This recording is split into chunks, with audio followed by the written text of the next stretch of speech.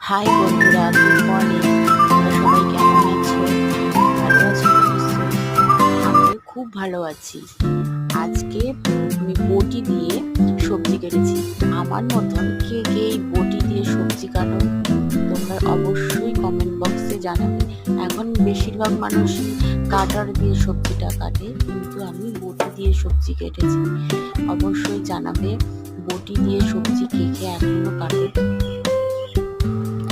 High বন্ধুরা, good morning. সবাইকে সুপ্রভাত। তোমরা কেমন আছো? আমরা সবাই খুব ভালো আছি।